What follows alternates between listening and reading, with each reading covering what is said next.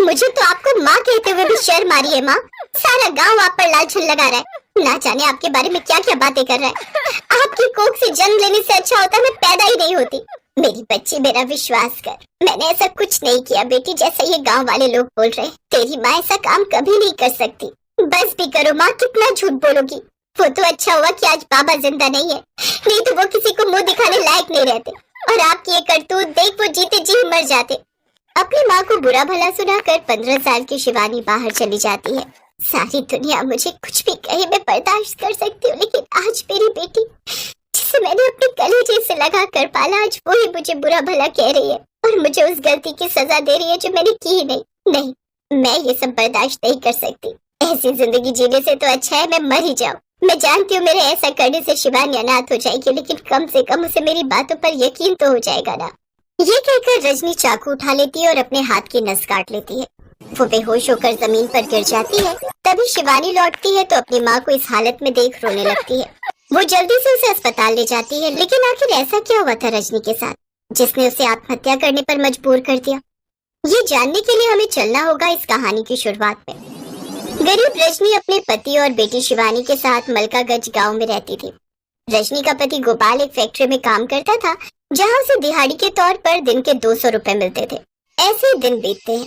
एक रोज गोपाल केमिकल की भट्टी के ऊपर खड़े रहकर उसमें कोयला डाल रहा था कि तभी उसका बैलेंस बिगड़ता है और वो उस केमिकल में गिर जाता है। उसमें जलने से उसकी मौत हो जाती है। जब ये खबर रजनी और शिवानी को मिलती है तो उनका रो रो कर बुरा हाल होता है। अब उनके घर में कमाई करने वाला कोई नहीं था। ये देख रजनी की बहन उर्मिला ने उससे कहा, रजनी अभी तेरी उम्र ही क्या है, मुश्किल से 36 साल की है। अभी तेरे आगे सारी जिंदगी पड़ी है। मुझे लगता है तुझे अब दूसरी शादी कर लेनी चाहिए। नहीं दीदी, मैं ऐसा सोच भी नहीं सकती। शादी करके भले ही मुझे पति मिल जाएगा, लेकिन मेरी बेटी को बाप नहीं मिल पाएगा। जैसा प्यार इसे इसके बाबा करते थे वो कोई नहीं कर पाएगा। इसलिए मैं शादी नहीं करूंगी और खुद मेहनत करके अपनी बच्ची को पालूंगी। अपनी बेटी की खातिर रजनी दूसरी शादी करने से इनकार कर देती है और सफेद साड़ी पहनकर काम की तलाश में निकल जाती है। फिर उसे जमींदार के घर पर काम मिल जाता है। ठीक है रजनी, तुम कल से काम पर आ जाना। महीने के 5,000 तुम्हें तनख्वाह दूंगा। बाकी अगर तुमने मुझे खुश रखा, मेरा मतलब है अपना काम अच्छा किया, तो मैं पैसे और बढ़ा दूंगा। आपका बहुत बहुत शुक्रिया मालिक। ये सुनकर रजनी खुश हुई और अगले दिन से वो काम पर जाने लगी। एक रोज जब जमींदार की पत्नी अपने मायके गई हुई थी तो जमींदार अपने कमरे में बैठा शराब पी रहा था। तभी उसकी नजर रजनी पर गई और उसकी नीयत बिगड़ने लगी। उसने झट से पीछे से रजनी को अपनी बाहों में भर लिया। ये आप क्या कर रहे हैं जमींदार साहब? छोड़िए मुझे, छोड़िए। अरे मैं जानता हूँ तो विधवा है, लेकिन है तो जवान ही। तेरा मन भी तो करता होगा ना ये सब करने को। अब जल्दी से आजा, शर्मा मत। मैं तुझे खूब सारे पैसे दूंगा इस काम के। छोड़ मुझे नीच, तू तो इंसान के भेष में भेड़िया है। रजनी अपनी इज्जत बचाते हुए वहां से भाग जाती है और रोते हुए अपने घर आ जाती है। अब गांव में कोई भी रजनी को काम नहीं देता। काम की तलाश में रजनी गांव से बाहर हाईवे किनारे बसे एक नए ढाबे पर जाती है और काम मांगने लगती है। रजनी जी, मुझे अपने ढाबे पर साफ सफाई और बर्तन वाली की जरूरत है। क्या आप ये कर लेंगी? हाँ हाँ साहब, मुझे काम की जरूरत है। अगले दिन रजनी उस ढाबे पर काम करने लगती है और मनोज उसे रोज के इस काम के 300 रुपए देने लगा। मनोज का इस दुनिया में कोई नहीं था, इसलिए वो रजनी से ही अपनी बातें कहता। ऐसे ही एक रोज दोनों बातें कर रहे होते हैं, तभी ढाबे पर आई गांव की औरतें उन दोनों को देख लेती हैं। हाय हाय, देखो तो कैसे ये पराये आदमी के साथ हंस हंस कर बातें कर रही है। पति को मरे अभी कुछ समय हुआ नहीं और ये लग गई नैन मटक्का करने। उन्होंने शाम को ये बात उसकी बेटी शिवानी को बताई। मेरी माँ की ढाबे की ओर जाती है। दूसरी तरफ रजनी ढाबे पर सफाई कर रही थी, तभी उसकी साड़ी का पल्लू वहां रखे टेबल फैन में फंस जाता है, जो घूमते घूमते उस पंखे में गुथते चला जाता है और रजनी की साड़ी खुलने लगती है। तभी मनोज वहां आता है और रजनी की साड़ी के पल्लू को हाथ से फाड़ देता है। फिर शिवानी गांव के कुछ लोगों के साथ वहां पहुंच जाती है। वहां का नजारा कुछ ऐसा था कि मनोज के हाथ में रजनी की साड़ी का पल्लू था और रजनी आधी खुली हुई साड़ी में वहां खड़ी थी। ये देख उन सबके होश उड़ जाते हैं। देखो तो इन दोनों को, इन्हें देखकर तो लगता है इन्होंने सारी हदें ही पार कर ली। उस रोज मेरे पास इसकी भूख नहीं मिटी, इसलिए अब यहाँ चली आई इसे फंसाने। बढ़िया है।